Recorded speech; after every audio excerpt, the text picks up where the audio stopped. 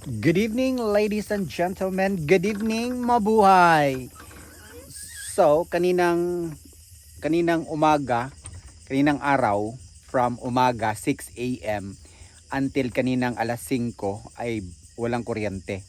So, ang ginawa ko ay talagang nagmumuni-muni, nagmukmuk, natulog, nagpahinga lang sa madaling salita. Kaya kailangan natin yun, dahil. So, ngayon lang ako buhay na mano ulit na mag-video at mag-live. Kanina nag-live ako bago magtakip silim, bago naggabi, bago dumilim, para mag-update sa inyo kung ano na ang...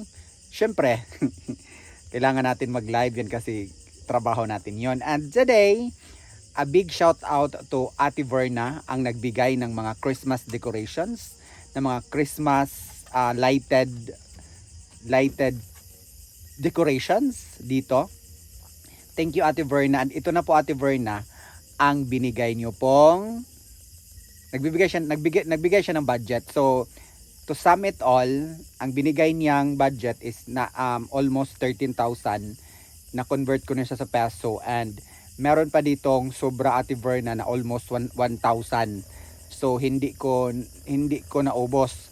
Syempre, kailangan natin transparent mga ganon para talagang alam ni Ate Verna kung saan napupunta ang binigay niyang budget. So, ito na guys, without further ado, ito na po yung Ate Verna, ito na po yung last na ang baka ni Nonoy Toroy. Perting intaong ko ana. So, ito na po ang last na lighted decorations na ngayon, kanina ko lang na nalagay. So, i-off ko muna yung ilaw. So nandito yung remote sa solar din yan, binigay din yan. So i-off natin para makita natin ang totoong liwanag sa mga nagagandahan at bonggang Christmas lights galing kay Ate Verna. So i-off ko muna ha. Ready? 1, 2, 3. Off pa more. Ayan na, off na daw. So ayan, doon. Okay, so nakita niyo yan kagabi, no? Yung decorations yan kasi pinakita ko yan bago dumilim, or dilim na yon, gabi na yon, kagabi. Andito ito yung ipapakita ko, dai. Ito yung mga meteor, di ba? Mga meteor yan, dai, na dito ko na lang nilagay. So, punta tayo doon sa mismong doon sa baba para makita natin. So, dito muna tayo mauna. So, ito naman, ito yung parang reflection. So, dyan ko finocus sa wall ng greenhouse na yan, kasi nga parang kunti lang naman yung niya, kunti lang yung ilaw niya, pero in fairness okay lang din, makaproduce pa rin siya ng Christmas lights, di ba? So lahat ng ito pala is solar. So yan yung lights na naproduce niya, nakatutok dyan sa wall. Okay, dito naman tayo, ayan. So yan yung mga meteor. Ang tawag daw dyan is meteor. Para siyang meteor. Kasaba bas baka eh. Ang baka, saba kayong baka. So ayan, yan yung mga meteor na yan, meteor ilaw. And then yung doon sa malayo, yan yung mga ilaw ng mga tao dito sa aming bukid. Okay, so dito naman tayo sa mga ganyan. So naipakita ko na to kagabi, itong mga Christmas tree na yan na maliliit. So once again, lahat ito ay solar. So ibig sabihin environment friendly tayo, no? So ito yung gusto ko, yung mga ganitong ilaw, kasi nga nakakabighani talaga, doy, para siyang aninipot, no? Para siyang mga fireflies na no, yun, ayan, that's the primary colors: red, green, yellow, and blue. And then doon, ayan, doon ko nilagay yung ibang meteor na yan, doon sa may cherry blossoms. Cherry blossoms yan, ha. Tapos dito naman, yung makikita mo, yun, di ba? Oo, so hindi lang siya na-arrange kasi nga nahirapan ako eh. Kasi yung sa kabila mahaba, yung sa kabila hindi mahaba, kaya okay na yan. Ang importante ay nalagay ko dyan para maipakita ko ang final look kay Ate Verna. So sabi ni Ate Verna, namimiss daw niya ang Pasko sa Pilipinas Kaya gusto niya makikita yung mga simpleng palamuti sa Christmas. Kaya ito na po Ate Verna, this is the final look. So pasensya na po Ate Verna, ito lang po yung nakayanan kong ilagay dyan. Oo. So dito tayo no. So yun nga, yan. So simpleng-simple lang talaga yan Ate Verna. Pero ang masasabi ko, kahit simple yan pero very Christmas. So ayan, isa yan sa gusto ko, yung mga snowman. Oh, di ba? Yan, ang ganda tingnan nila, Day. At of course, itong ating mga nagagandahan na mga sunflower dyan. Na-imagine ko na maraming sunflower dito ba, punong-puno ng sunflower. Siguro ang gaganda tingnan, no? Itong dito ba, itong bakuran ko nito, punuin to ng sunflower. Siguro sobrang ganda, Day. Pero okay lang yan. Ang gusto kong sunflower ay yung totoo. Ano kasi to plastic. Plastic? Yes, plastic po yan. Kaya magtanim ako ng totoong sunflower para masasabi natin na very environment friendly. Diba? So once again, maraming salamat Ate Verna. Ayan po, nalagay ko na lahat ng gusto mong makita dito sa aming bukid Ate Verna. So ito yung ano namin, ito yung makikita natin sa aming bukid every night.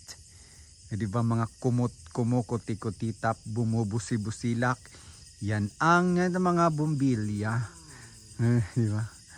So, thank you so much. Once again, have a advance Merry Christmas sa ating lahat.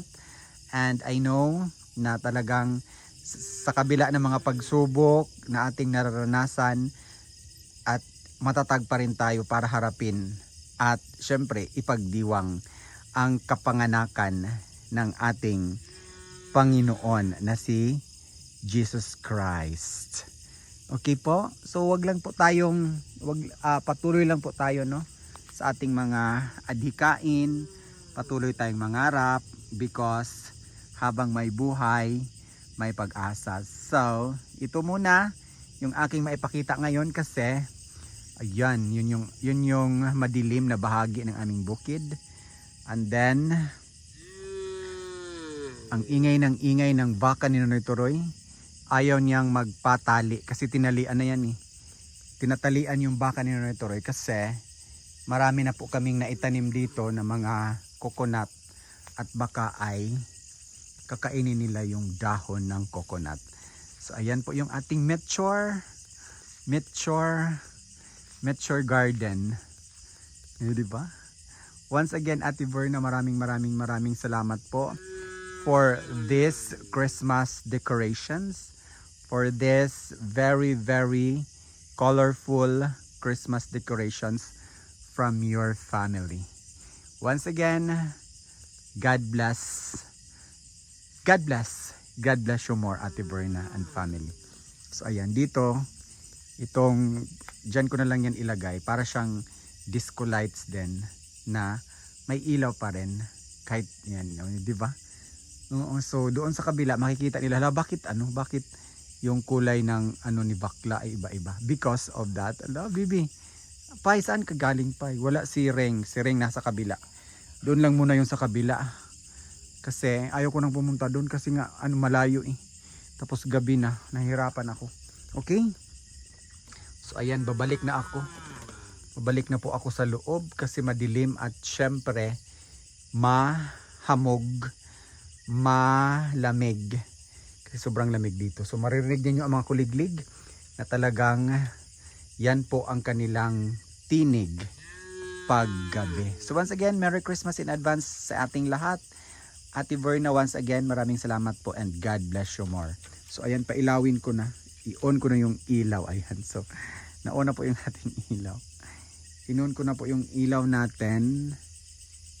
At i-dim ko lang para, kasi solar din yan para aabot hanggang umaga yung kanyang ilaw. So, konti na lang or maliit na lang ang babayaran ko na kuryente this month. 400 na lang. From 700 pesos. 400 na lang ngayon dahil ang mga ilaw namin dito pag gabi ay lahat po ay naka-solar na po. Kaya maraming salamat din sa nagbigay niyan. Yung mga ilaw na yan na solar, binigay din yan sa amin. Thank you, thank you, thank you so much. So yan lang muna for tonight. Okay, so have once again, advance Merry Christmas po sa ating lahat. God bless us all and of course, stay healthy always. So malamig pa rin dito dahil. Kaya kailangan balot na balot ako. Kasi mahirap. Yung katawan ko ngayon, ang bilis na lang pasukin ng lamig. Kaya pag malamig ay talagang pag napasukan ng lamig yung aking katawan, mahirap. Kailangan ko ng efficacent oil. Okay. Bye guys. Good night. Chup-chup. Ang saba-saba ng baka ni Nonoy Turoy. So di ba ang mga ilaw dai. Mga ilaw ay nagsisiilawan dyan. So ayan. Ang ganda di ba? Good night. Bye.